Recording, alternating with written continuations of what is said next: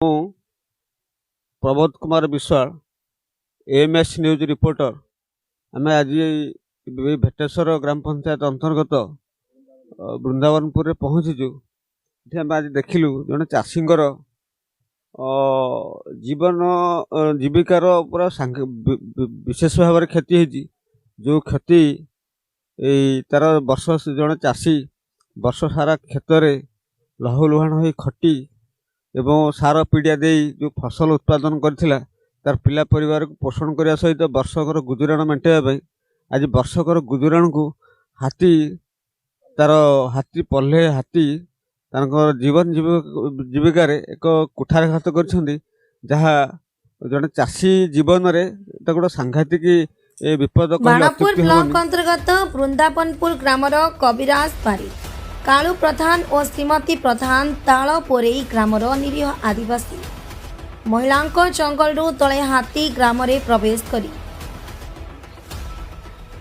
ଖଳାରେ ବସ୍ତା ରଖିଥିବା ବର୍ଷକର ଖୋରାକକୁ ହାତୀ ଖାଇବା ସହ ଉଜାଡ଼ି ଦେଇଛନ୍ତି।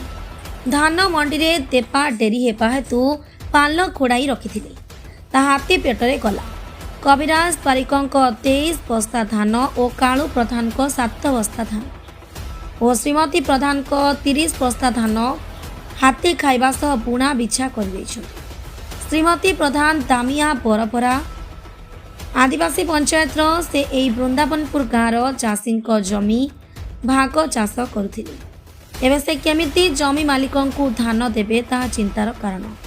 ଏ ବାବଦରେ ସ୍ଥାନୀୟ ବନ ବିଭାଗ ଅଧିକାରୀ ଓ ସ୍ଥାନୀୟ ତହସିଲଦାରକୁ ଜଣାଇଛନ୍ତି। ବାଲୁଗାଁ ରେଞ୍ଜରକୁ ଫୋନ୍ ଯୋଗେ ଯୋଗାଯୋଗ କରିଥିଲେ ମଧ୍ୟ କୌଣସି ପ୍ରତିକ୍ରିୟା ମିଳିପାରି ନାହିଁ। ତୁରନ୍ତ କ୍ଷତିଗ୍ରସ୍ତ ଲୋକଙ୍କୁ କ୍ଷତିପୂରଣ ଦେବାକୁ ଏଏମ୍ଏସ୍ ନ୍ୟୁଜ୍ ଚ୍ୟାନେଲ ମାଧ୍ୟମରେ ପ୍ରଶାସନକୁ ଜଣାଉଛନ୍ତି। ଏଏମ୍ଏସ୍ ନ୍ୟୁଜ୍ରୁ କହୁଥିଲି ଖୋର୍ଦ୍ଧାରୁ। ଏଇ ଯେଉଁ ଆପଣଙ୍କର ବୃନ୍ଦାବନପୁରରେ ଯେଉଁ ହାତୀ ପଶିକି ସବୁ ଫସଲ ନଷ୍ଟ କରିଛି, ମୁଁ ସେଇ ସ୍ପଟ୍ରେ ଅଛି ଏବେ।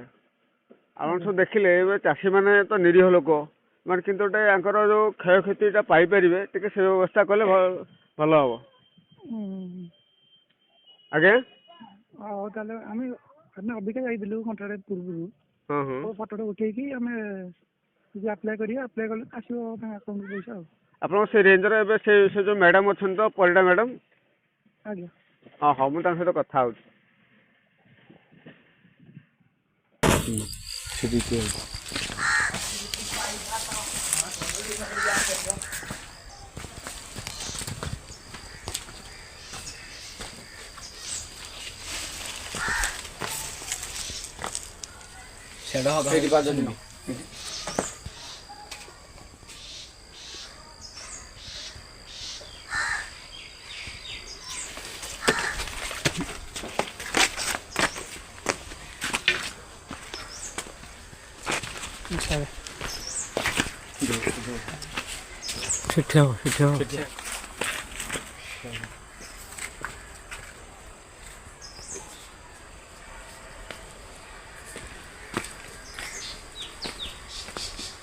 କ'ଣ ତମ ନାଁ?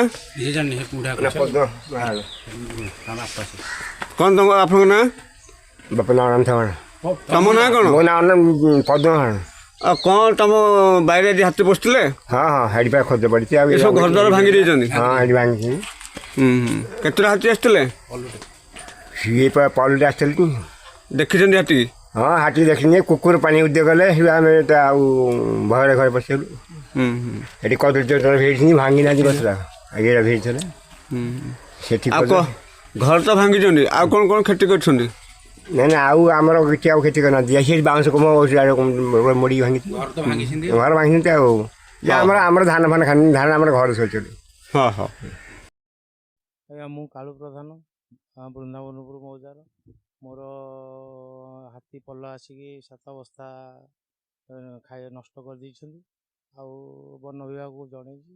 ଆଉ କ'ଣ ଯଦି ଗଭର୍ଣ୍ଣମେଣ୍ଟରୁ କିଛି ସହାୟତା ମିଳନ୍ତା ଆମେ ଟିକେ ଉପକୃତ ହୁଅନ୍ତୁ। ଆଉ ଏଠି ଯେଉଁ ଧାନ ରଖିଲେ କେତେଟା ହାତୀ ଆସିଥିଲେ? ପଲ ହାତୀ ଆସିଥିଲେ, ତଥାପି 10-12 ହେବ ଆସିଥିଲେ। ଏଇ ଯେଉଁ ଫସଲ ସବୁ ନଷ୍ଟ ହେଇଛି, ଶସ୍ୟକୁ ନିଜ ମାନେ ପରିବାରର ଖର୍ଚ୍ଚ ଯେଉଁ ଖାଇବା ପାଇଁ ରଖିଥିଲେ ନା ବିକ୍ରି କରିବା ଉଦ୍ଦେଶ୍ୟ ରଖି? ନାଇଁ ଆଜ୍ଞା ଆମ ନିଜ ପରିବାର ପାଇଁ ଖାଇବା ପାଇଁ ରଖିଥିଲୁ।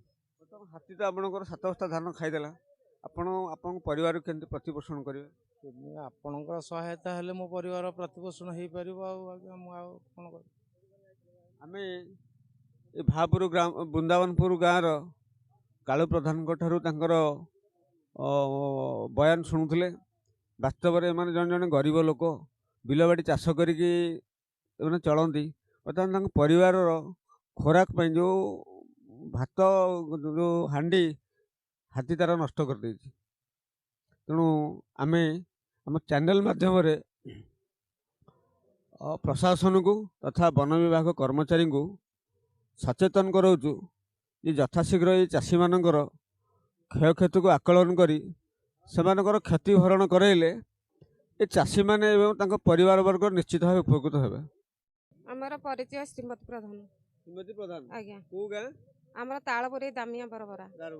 ଏଇଠି କୁଆଡ଼େ ଆସିଥିଲେ? ଆମେ ଧାନ ଫସଲ କରିବାକୁ ଆସିଥିଲେ, ହାତୀ ଜଙ୍ଗଲ ହାତୀ ଖାଇଦେଲେ ତ ଶୁଣିଲି ଆସିଲି। ଏଇ ଯୋଉ ଭାପୁର ଗାଁର କେତେ ଲୋକଙ୍କର ଜମି ଚାଷ କରୁଥିଲ? ଦି ଲୋକର ଚାଷୀ କରିଥିଲେ। ଚାଷ ଏଇ ଯୋଉ ଜମିରୁ ଧାନ ଉତ୍ପାଦନ ଚାଷୀମାନଙ୍କୁ ଦେଇଥିଲେ ନା ଦେଇନଥିଲେ? ନାଇଁ ଦିଆ ହେଇନି। ଆଉ ବର୍ତ୍ତମାନ ଏଇଠି କେତେ ବସ୍ତା ଧାନ ତମର ନଷ୍ଟ ହେଇଛି? ମୋର 40 ବସ୍ତା ଧାନ। 40 ବସ୍ତା ଧାନ ନଷ୍ଟ ହେଇଛି। ଆଜ୍ଞା ଏଇ ବାବଦରେ ଫରେଷ୍ଟ ବାଲାଙ୍କୁ ଜଣେଇଲେଣି? ହଁ ସାର୍। ଫରେଷ୍ଟ ବାଲା କ'ଣ କହିଲେ? ହଁ ଦେଖିକି ଯାଇଛନ୍ତି। ଏ ବାବଦରେ ଆପଣ ସ୍ଥାନୀୟ ତହସିଲଦାର ଆଉ ସ୍ଥାନୀୟ ସରପଞ୍ଚଙ୍କୁ ଟିକେ ଜଣାନ୍ତୁ। ଆଜ୍ଞା ଆମେ ଶୁଣୁଥିଲେ ଦାମିଆ ବରବରା ପଞ୍ଚାୟତରେ ଜଣେ ଅଧ୍ୟୁଷିତ ଆଦିବାସୀ ଅଞ୍ଚଳର ଜଣେ ସ୍ତ୍ରୀ ଲୋକ ଏଠି ଯେଉଁ ଭାପୁର ଗାଁର 2 ଜଣ ଚାଷୀଙ୍କର ବିଲକୁ ଚାଷ କରିକି ତାଙ୍କର ଯାହା ଉତ୍ପାଦନ କରିଥିଲେ ଚାଷୀକୁ ମଧ୍ୟ ଭାଗ ଚାଷ ଦେଇନାହାନ୍ତି। ବର୍ତ୍ତମାନ ପ୍ରଶ୍ନ ଉଠୁଛି ଯେ ହାତୀ ତ ତାଙ୍କର ଫସଲ ଖାଇଗଲା, ତାଙ୍କର ଯେଉଁ ଉତ୍ପାଦିତ ଶସ୍ୟ ଖାଇଗଲା। ବର୍ତ୍ତମାନ ଏଇ ମହିଳା ଜଣକ ଯେଉଁ ଚାଷୀଙ୍କୁ ଧାନ କେଉଁଠୁ ଦେବେ? ଆଉ ସିଏ ବା ଯେଉଁ ବର୍ଷ ସାରା ବିଲରେ ଲହୁଲୁହାଣ ହେଇକି ଖଟିଛନ୍ତି, ପଇସା ଖର୍ଚ୍ଚ କରିଛନ୍ତି, ସାର ପିଡ଼ିଆ ଦେଇକି କରିଛନ୍ତି, ତାର ମୂଲ୍ୟ କେଉଁଠୁ କେମିତି ପାଇବେ? ଏହା ଗୋଟେ ବର୍ତ୍ତମାନ ପ୍ରଶ୍ନବାଚୀ ସୃଷ୍ଟି ହେଇଛି। ଆପଣଙ୍କର ପରିଚୟ ଦେବେ? ମୋ ନାଁ କବିରାଜ ବାରିକ। କ'ଣ ହେଇଛି ଆପଣଙ୍କର ଆଜି ଯେଉଁ ବସିଛନ୍ତି ଆପଣଙ୍କ ପରିବାର ଲୋକ? ଖଳାରେ ଆଜ୍ଞା ଧାନ ଥୋଇଥିଲି, ଥୋଇଥିଲେ? ଥୋଇଥିଲି 70 ବସ୍ତା। ଆଉ ଧାନ 22-23 ବସ୍ତା ପୁରା ଖାଇକି ପୁରା ନେଇଯାଇଛନ୍ତି। କେତେ ଜଣ ହାତୀ ଏଠିକି ଆସିଥିଲେ? ଏଠି ଆସିଥିଲେ 4-5ଟା ହାତୀ। ଭଲ। ହଁ। ଏଇ ସବୁ ଯେଉଁ କ୍ଷୟକ୍ଷତି ହେଇଛି, ଆପଣଙ୍କର ଅନେକ ପଇସା ଖର୍ଚ୍ଚ କରିକି ଫସଲ ଉତ୍ପାଦନ କରିଛନ୍ତି। ଏଇ ଧାନ ଫସଲରୁ ଆପଣଙ୍କର ଗୁଜୁରାଣ ମେଣ୍ଟାନ୍ତି ନା ଆପଣଙ୍କର ରୋଜଗାର ଅଲଗା କିଛି ଅଛି? ଆଜ୍ଞା ଏଇଥିରୁ ଚଳେ। ଏଇ ଧାନ ବିକ୍ରି କରିକି ଆପଣଙ୍କ ପରିବାର ପ୍ରତିପୋଷଣ କରନ୍ତି।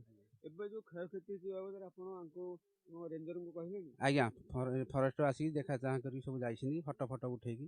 କ'ଣ କହିଲେ ସେମାନେ? ସେମାନେ କହିଲେ ପଇସା ପତ୍ର କ'ଣ ତ ମିଳିବ, ତମେ ଜଣ ଇଏ କରିକି। ଏ ବାବଦରେ ଆପଣଙ୍କର ସ୍ଥାନୀୟ ଯିଏ ତହସିଲଦାର ଅଛନ୍ତି, ବାଣପୁର ତହସିଲଦାର, ଆପଣ ତହସିଲଦାରଙ୍କର ଦୃଷ୍ଟି ଆକର୍ଷଣ କଲେଣି? ନାଇଁ ଫୋନ୍ କରିଥିଲୁ। ତହସିଲଦାର କ'ଣ କହିଲେ? କହିଲେ ଆମେ ଯିବୁ, ପଠେଇବୁ, ଯାଇକି ଚେକ୍ କରିକି ଆସିବୁ। ଏଇ ଯେଉଁ କ୍ଷୟକ୍ଷତି ହେଇଛି 23 ବସ୍ତା ଧାନ, 23 ବସ୍ତା ଧାନର ଆନୁମାନିକ ମୂଲ୍ୟ କେତେ ହେବ?